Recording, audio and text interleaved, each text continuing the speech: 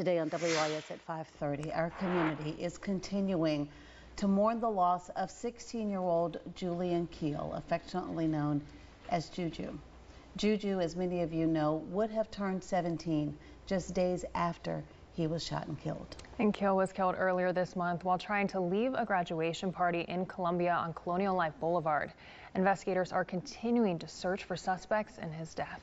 Joining us today is Juju's mom. Many of you know her, Vanyetta Watson, one of the personalities on KISS 103.1 FM, a mother, a wife, and now an advocate, Vanyetta. Yes, most definitely.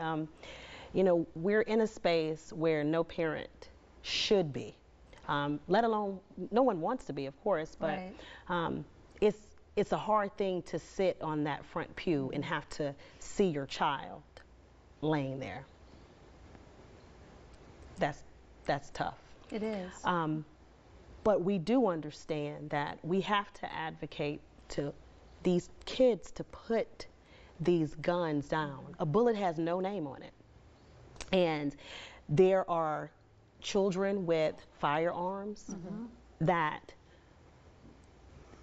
things are reckless.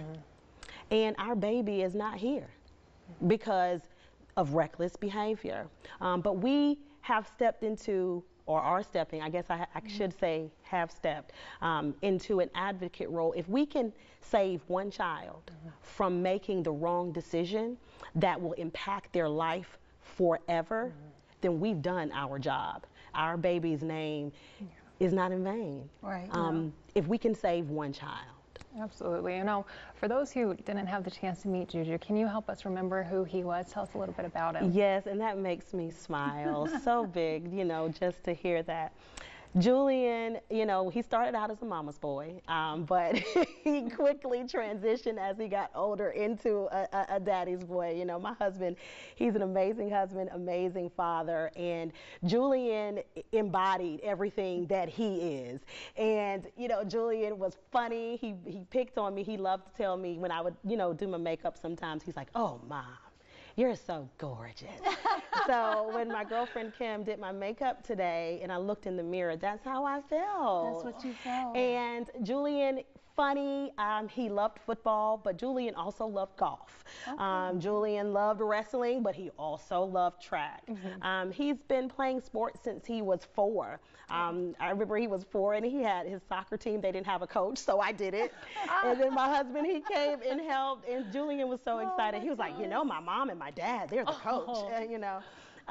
But Julian just, he was an angel on earth. It's difficult for me to say was, right? Right. But he's an angel in both realms. Yes. And that I just love. He was a light to everyone, and he was just the sweetest child, you know. He loved to make you laugh, but he was his brother's superhero. I believe it. And that was the truth. AJ loves his brother. Loves him. So we are going to continue to advocate to be superheroes for other children and parents. And you know what? Your expression of love and helping us to get to know him a little better, it just is comforting, I know, to other people watching, to know, number one, that love never dies, it never fades, and that light never fades. And that's part of the purpose in you deciding now to speak out. And we talked before the break. We'll talk a little bit now, and we'll take a short break and come back. But if you will, Vanyetta, just briefly address, I said to you when you walked in the studio, I hope that Juju's friends never forget what you shared at the service. But also, what is your message to parents and everybody who's responsible for raising up a child? Yeah, you know, there's no rule book, no guidebook to being a parent. No matter what you do as a parent, we are all doing the best that we can. But as long as you are doing your best, loving your babies and letting your babies know, you know, rain, sleet, snow, it doesn't matter. I'm going to protect you. I love you.